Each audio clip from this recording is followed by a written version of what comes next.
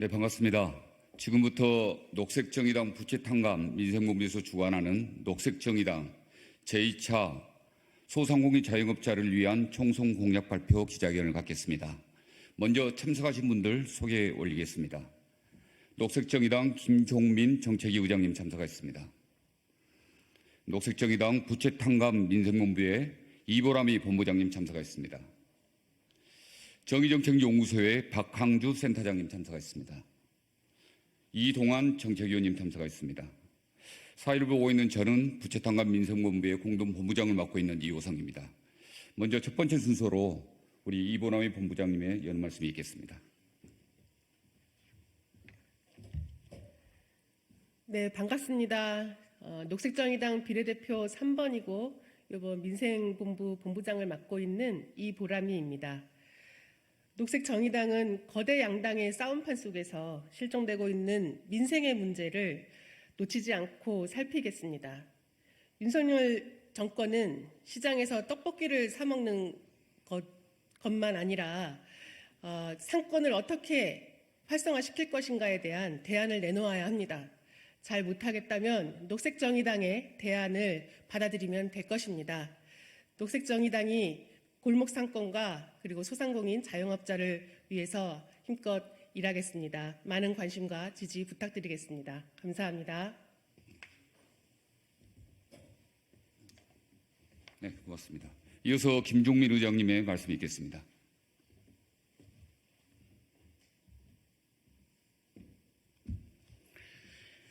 네, 녹색정의당 정책위의장 김종민입니다. 오늘 녹색정의당은 소상공인 자영업자들을 위한 20가지의 공약을 발표합니다. 한계에 다다른 소상공인 자영업자들의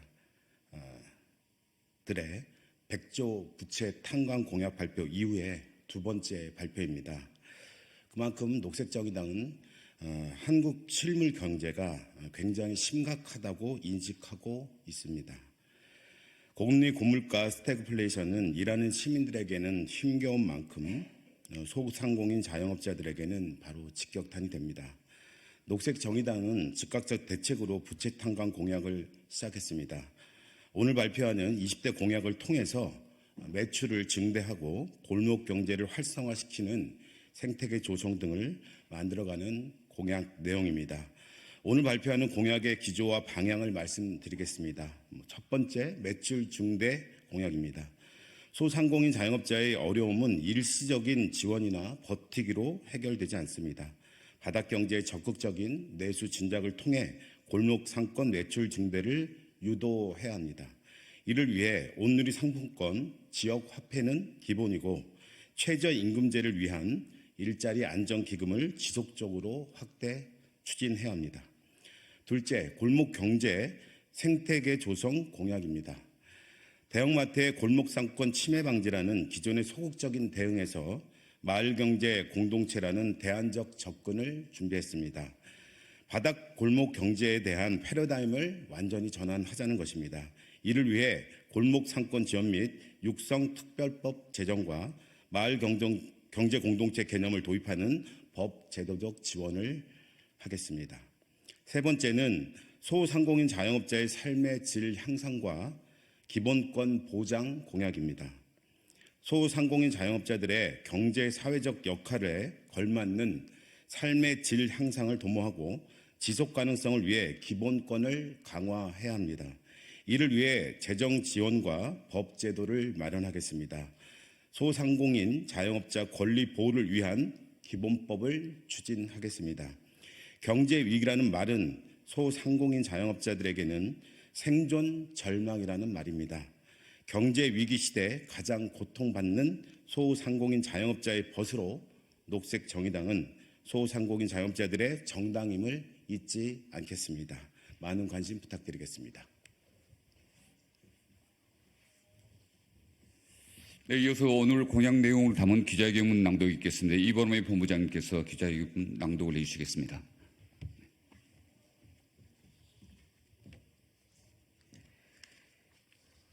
민생 정의, 소외된 골목상권 활성화를 위한 소상공인 자영업자 20대 공약 발표.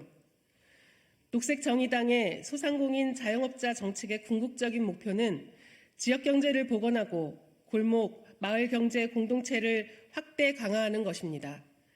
660만 명에 달하는 소상공인 자영업자는 지역과 마을의 생산과 소비, 유통, 폐기를 연결해주는 실핏줄입니다.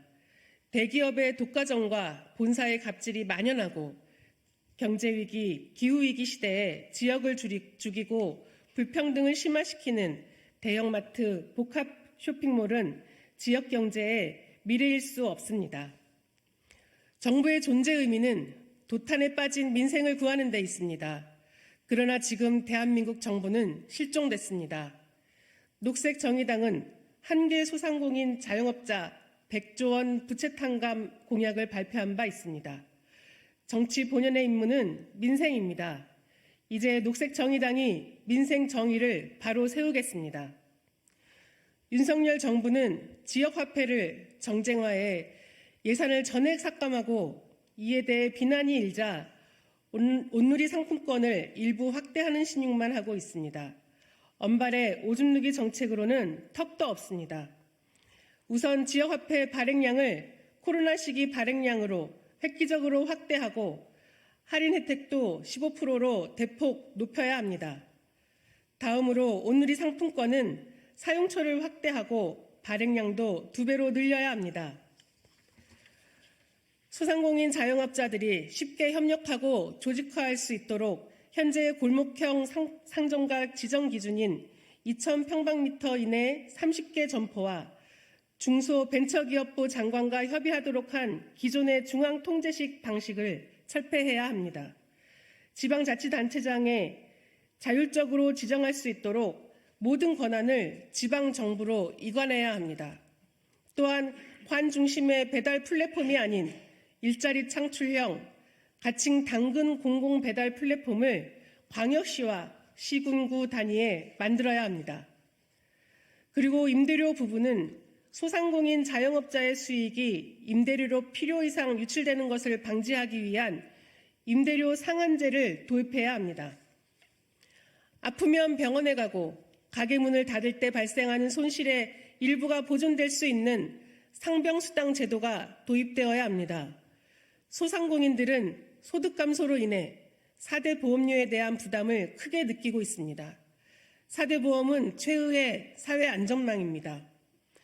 녹색정의당은 민생 정의를 위해 소외된 골목상권 활성화를 위한 소상공인 자영업자 4대 추진 전략과 20대 정책과제를 공약합니다. 첫째 전략은 가처분 소득업, 매출업입니다. 둘째 전략은 골목상권 살리고 동네도 살리고입니다. 셋째 전략은 건물주와 본사의 불공정 해결입니다. 넷째 전략은 삶의 질 향상과 기본권 강화입니다. 녹색정의당은 소외된 골목상권 활성화를 위한 소상공인 자영업자 4대 추진 전략과 20대 정책과제를 통해 민생 정의를 실현하겠습니다. 감사합니다. 네, 혹시 필요하신 자료나 궁금하신 점이 있으시면 바깥에 백프링장에서 추가적으로 진행을 할 예정이니까요. 그쪽으로 해주시면 감사하겠습니다. 경청해 주셔서 감사합니다. 고맙습니다.